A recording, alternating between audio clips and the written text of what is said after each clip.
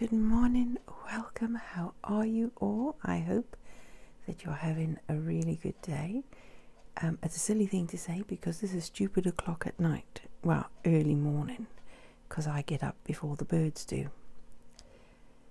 I am posting another video this week because I thought when I did the last video and posted it that I had nothing new to show you concerning this week's topic, which is the updo, recycle, reuse, reduce, and make do and mend.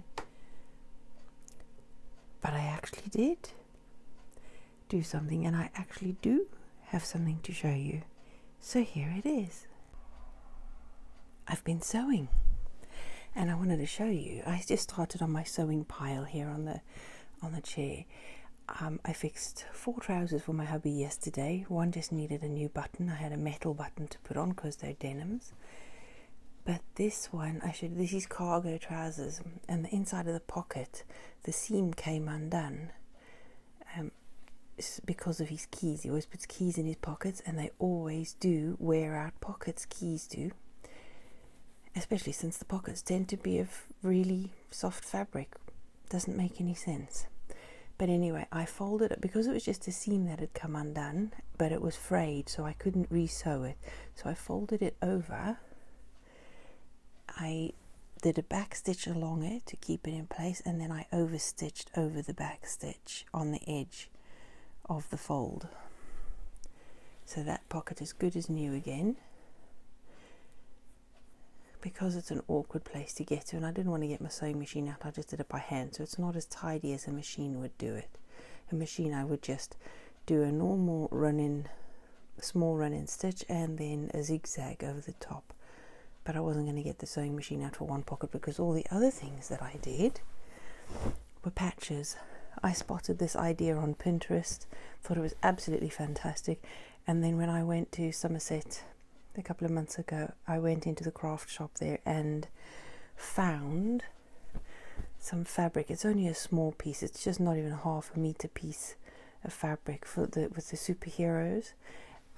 And on Pinterest somebody had done that and put the patches so that the superheroes look like they're coming out of the patches, and that was brilliant. So he now, out of this rip in the jeans, has Thor coming out of that patch, and then I preempted where the other bits are fraying and are going to come apart.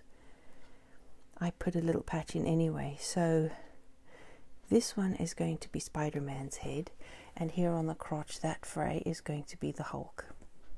I thought you might find that funny. And here the Hulk is coming out of the patch on his jeans. I thought that was cute. I thought it was a brilliant idea. And over here as well, there's going to be another fray going right the way across. So I put in a patch, and it's going to be Daredevil on that one going across. So the patches are going to be a little more than just an old-fashioned patch. It's going to look like superheroes coming out of the rips in the jeans. So what I will do though, because it was an awkward fix, let's see if I can show you this. Excuse me while I do this. Because it was an awkward fix,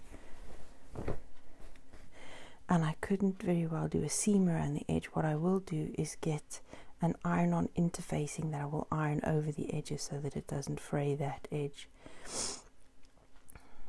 If I could get enough gap between the characters on there, I'd have folded over a seam and sewn that by machine, really, with zigzag edging.